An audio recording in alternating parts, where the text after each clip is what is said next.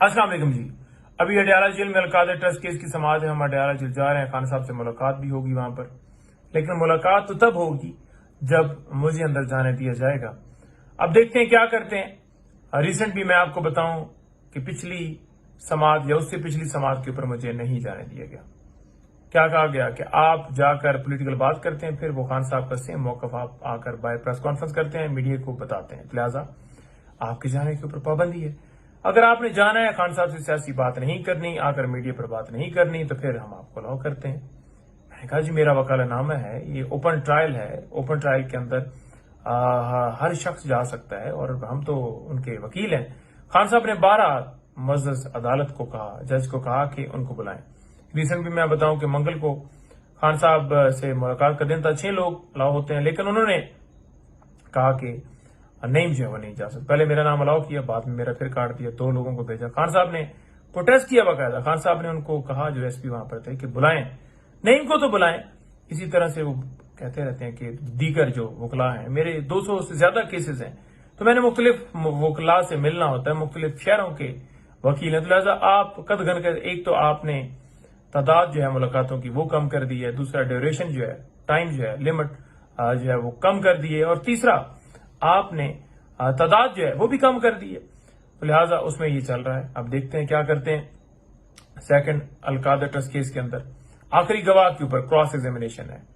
आखिरी गवाह जो है ये नैब की तरफ से है। इसके बाद हमारे गवाह की लिस्ट दी जाएगी और उसके बाद फाइनल आर्गूमेंट्स और फिर फैसला।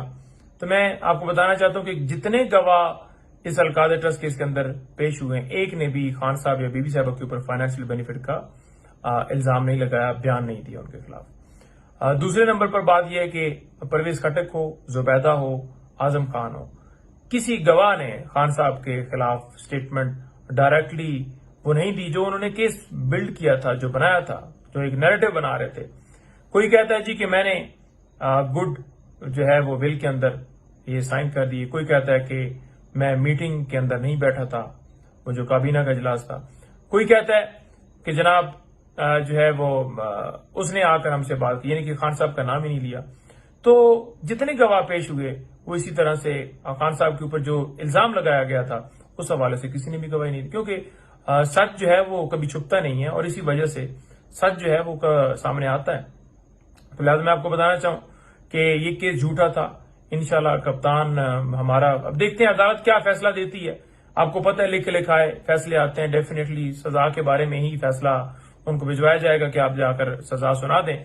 लेकिन केस के अंदर कोई जान नहीं है। पैसे मलक रियाज के थे जो सुप्रीम कोर्ट के अकाउंट में आए और सुप्रीम कोर्ट से हुकूमत पाकिस्तान को चले गए। अलकादर जो ट्रस्ट बनाया गया था वो एक गुडविल के अंदर, खान साहब आपको पता है कि उन्होंने शौकत खानम बनाया, उन्होंने नवल यूनिवर्सिटी में, दीगर उन्होंने इतने अपनी जिंदगी के अंदर काम किए, अच्छे काम किए, तो वो जो है मजहब के हवाले से बहुत ज्यादा कंसर्न रहते हैं और वो इस्लामी तालीमात जो है वहां पर जो बच्चे हैं वो हासिल करते हैं। तो इस बात की भी तकलीफ है कि ये क्यों बना। उसमें वो मालिक नहीं, वो ट्रस्टी है खान साहब और बीबी साहब। वो एग्रीमेंट तो देखें, उसके अंदर कहीं पर जिक्र नहीं है कि ये नाम इनके नाम के ऊपर जायदाद है या ये बेच सकते हैं, बल्कि वो अगर अलकादर जो ट्रस्ट है वो जो जिस मकसद के लिए बनाया गया, अगर वो खत्म होता है तो फिर भी ये किसी और ट्रस्ट को जाएगी। इस तरह का एग्रीमेंट है। झूठे केसेस हैं, कोई जान नहीं है।